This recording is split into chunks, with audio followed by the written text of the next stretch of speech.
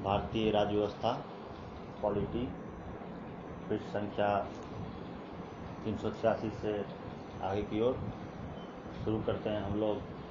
अखिल भारतीय न्यायिक सेवा से, अखिल भारतीय न्यायिक सेवा ऑल इंडिया जुडिशियल सर्विस, ठीक है, जिसमें supreme court, high court, district court सभी आते हैं। जानते हैं ये कौन से आर्टिकल में क्या है। आर्टिकल 312 में जानकारी मिलती है, देखते हैं क्या कुछ है। अखिल भारतीय सेवाओं के निर्माण का अधिकार राज्यसभा को दिया गया। किसको दिया गया है? राज्यसभा को दिया गया है।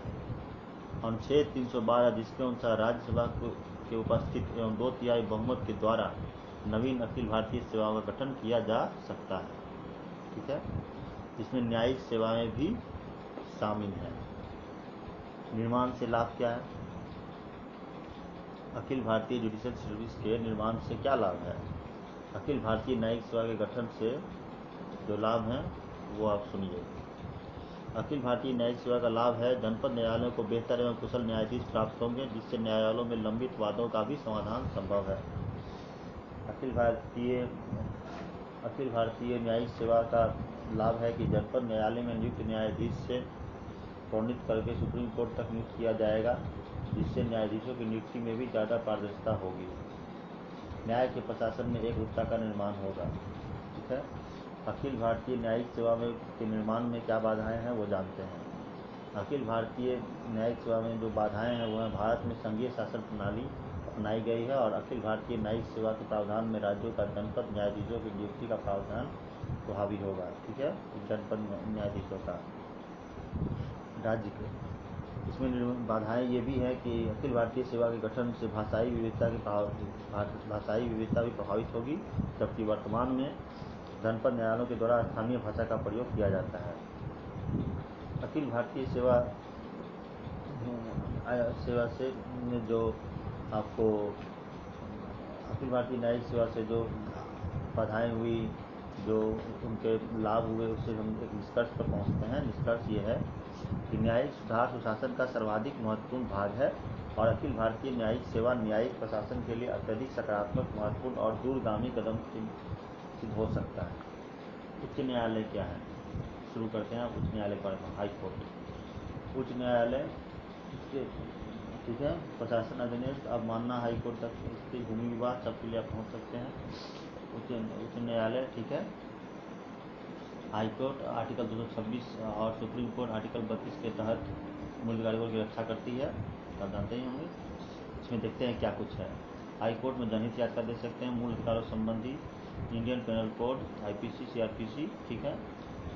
डिस्ट्रिक्ट कोर्ट में IPC और CRPC के लिए आप जा सकते हैं, ध्यान रखिएगा। हाई कोर्ट और डिस्ट्रिक्ट कोर्ट में अंतर है। हाई कोर्ट और डिस्ट्रिक्ट कोर्ट में यह अंतर हो जाता है, कुछ जनहित याचिका भी लेते हैं या मूल अधिकारी संबंधी विवाद भी लेते हैं। सुप्रीम कोर्ट संघीय विवाद लेते हैं, अपील ले सकते हैं। IPC, CRPC का सलाहकारी शक्ति है सुप्रीम कोर्ट के पास, संविधान का रक्षक है, मूल अधिकारों का रक्षक है सुप्रीम कोर्ट, वहाँ PIL दाखिल किया जा सकता है। उच्च न्यायालय को भी मूल अधिकारों की रक्षा का अधिकार है। अनुच्छेद 226 का उच्च न्यायालय को भी मूल अधिकारों की रक्षा का अधिकार है। उच्च न्यायालयों के द्वारा भी 5 प्रकार रीट या याचिका जारी की जाती है, उदाहरण के तौर पर अनुच्छेद 32 के जैसा, ठीक है। 5 प्रकार के रीट या कितने प्रकार के रीट जारी कर सकता है उच्च न्यायालय के द्वारा? 5 प्रकार के। उच्च न्यायालय भी जनहित याचिकाओं का प्रयोग करता है, ठीक है। उच्चतम न्यायालय अनुच्छेद 32 का प्रयोग कर समूचे भारतीय भूभाग के लिए करता है, जबकि उच्च न्यायालय द्वारा अनुच्छेद 226 का प्रयोग केवल राज्य क्षेत्र तक सीमित होता है। अनुच्छेद 32 का प्रयोग केवल मूल अधिकारों की रक्षा के लिए हो सकता है, ठीक है। अनुच्छेद 32 जो सुप्रीम कोर्ट उच्चतम न्यायालय का प्रयोग होता है, उसमें वो केवल मूल अधिकारों की रक्षा के लिए हो सकता है, क्योंकि यह भाग 3 में उल्लेखित है। अनुच्छेद 32 भाग 3 में उल्लेखित है, जबकि अनुच्छेद 226 का प्रयोग मूल अधिकारों के अलावा अन्य विषय जैसे चुनाव विवाद, संपत्ति के विवाद को हल करने के लिए भी उपयोग में लाया जा सकता है, ठीक है। हाई कोर्ट उच्च न्यायालय जानते हैं क्या है? मूलतः अपील का न्यायालय है। अब इसके बारे में क्या कुछ होता है कि मूलतः अपील का न्यायालय क्यों है, क्या है, जानते हैं। आपराधिक या दांडिक या क्रिमिनल या फौजदारी मामले में व्यक्ति केवल जनपद न्यायालय में ही जा सकता है, अतः उच्च न्यायालय में केवल अपील के माध्यम से ही उसे लाया जा सकता है। सिविल मामलों में उच्च न्यायालय अपील का न्यायालय है, परंतु मद्रास, मुंबई, दिल्ली जैसे कुछ उच्च न्यायालय में सिविल मामले आरंभिक रूप में भी लाए जा सकते हैं। ठीक है। लेटेस्ट पेटेंट की अपील। ठीक है। छोटी बेंच से हाई कोर्ट के जाता है बड़ी बेंच के पास, बड़ी बेंच से लेटेस्ट पेटेंट की अपील होती है। अधीनस्थ की शक्ति, प्रशासनिक शक्ति। उच्च न्यायालय का जनपद न्यायालयों एवं अधीनस्थ न्यायालयों पर प्रशासनिक नियंत्रण होता है। ठीक है। उच्च न्यायालय का जनपद न्यायालय एवं अधीनस्थ न्यायालय पर प्रशासनिक नियंत्रण होता है, जिसके उदाहरण निम्नलिखित हैं, जान लीजिए क्या है। प्रथम, जनपद न्यायाधीशों की नियुक्ति में हाई कोर्ट की सलाह ली जाती है। दूसरा, जनपद न्यायाधीशों एवं अन्य न्यायाधीशों के विरुद्ध हाई कोर्ट अनुशासनात्मक कार्रवाई भी कर सकता है। तीसरा, न्यायाधीशों के स्थानांतरण में भी उच्च न्यायालय से परामर्श किया जाता है। न्यायाधीशों के स्थानांतरण में भी उच्च न्यायालय से परामर्श किया जाता है, ट्रांसफर में भी। अब जानते हैं हम लोग जुडिशियल रिफॉर्म के बारे में, न्यायिक सुधार, जुडिशियल रिफॉर्मेशन जो होता है, क्यों होता है इसके बारे में जानते हैं। न्यायिक विलंब के कारण विधि के शासन का विचार क्षतिग्रस्त हो जाता है। न्यायिक विलंब के कारण आर्थिक निवेश पर नकारात्मक प्रभाव पड़ता है। न्यायपालिका कार्य विधायिका और कार्यपालिका पर नियंत्रण बनाए रखना है, इसलिए न्यायपालिका की व्यवस्था का समूचे प्रशासन पर नकारात्मक प्रभाव होता है। ठीक है। इसमें रिफॉर्मेशन होना चाहिए। भ्रष्टाचार और अपराध भी बढ़ता है, क्योंकि अपराधियों को दंड मिलने का भय नहीं रहता। आगे जानते हैं किस प्रकार के सुधार होने चाहिए न्यायिक सुधार में। ठीक है, जानते हैं। न्यायिक सुधार के मूलतः दो अवयव हैं। न्यायिक सुधार के मूलतः कितने? दो अवयव हैं। आम जनता को निःशुल्क न्याय प्रदान करना अथवा न्याय तक सभी की पहुंच निश्चित करना। दूसरा, त्वरित न्याय उपलब्ध करना, तुरंत न्याय उपलब्ध हो। ठीक है।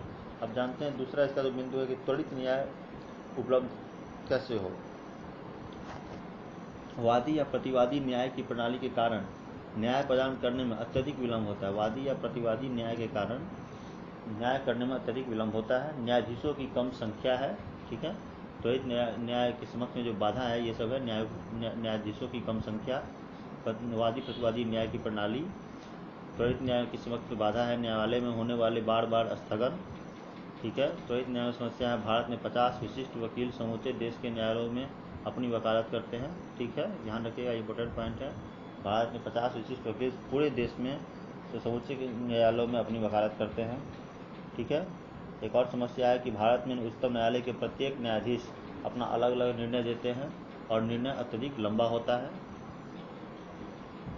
एक और समस्या है कि उच्चतम न्यायालय के अवकाश प्राप्त न्यायाधीशों को किसी पद पर नियुक्ति से प्रतिबंधित किया जाना चाहिए। ठीक है, प्रतिबंधित किया जाना चाहिए, कोई पद न मिले उनको। न्यायिक सुधार में बाधाएं क्या क्या हैं, इसके बारे में जानते हैं। न्याय का प्रशासन समवर्ती सूची का विषय है, इसलिए संघ एवं राज्यों के बीच समन्वय तथा सहयोग के अभाव में सुधार संभव नहीं है। न्याय का प्रशासन समवर्ती सूची का विषय है, इसलिए संघ एवं राज्यों के बीच समन्वय तथा सहयोग के अभाव में सुधार संभव नहीं। बाधाएं क्या क्या है न्यायिक सुधार में, अब जान लें। त्वरित न्याय में बाधा, समय के समक्ष जो बाधा थी वो जान गए। अब न्यायिक सुधार में जो बाधा है, न्याय का प्रशासन समवर्ती सूची का विषय है। कौन से सूची का विषय है? समवर्ती सूची का विषय है, इसलिए संघ एवं राज्यों के बीच समन्वय तथा सहयोग के अभाव में सुधार संभव नहीं।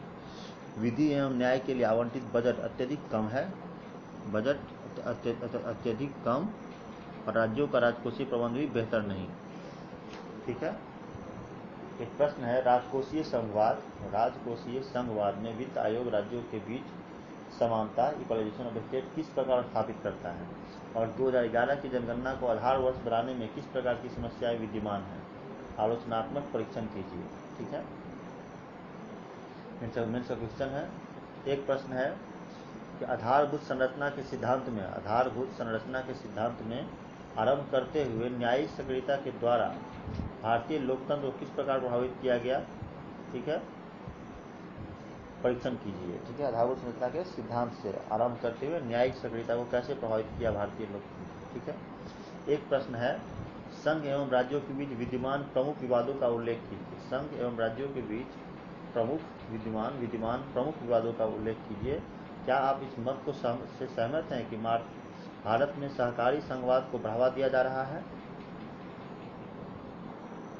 एक दूसरा प्रश्न है, प्रश्न यह है कि अंतर्राज्यीय परिषद के संबंध में असत्य कथन की पहचान करिए।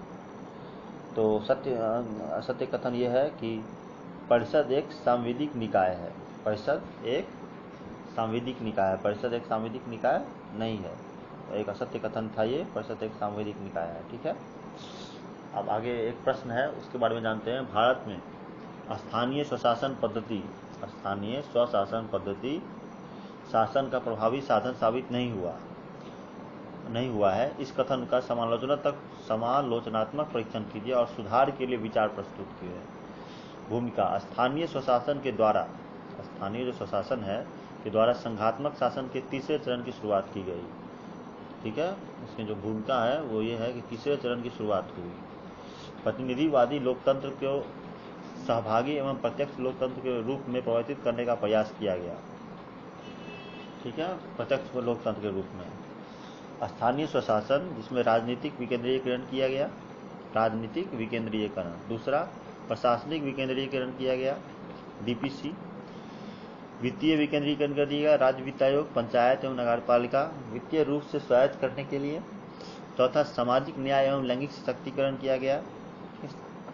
इससे निष्कर्ष यह निकलता है कि स्थानीय स्वशासन के द्वारा भारत में आधारभूत लोकतंत्र को प्रभावी बनाया गया, परंतु इसे वित्तीय संवैधानिक रूप में सुदृढ़ करने की आवश्यकता है, जिससे यह आम जनता के सशक्तिकरण में सहायक हो सके।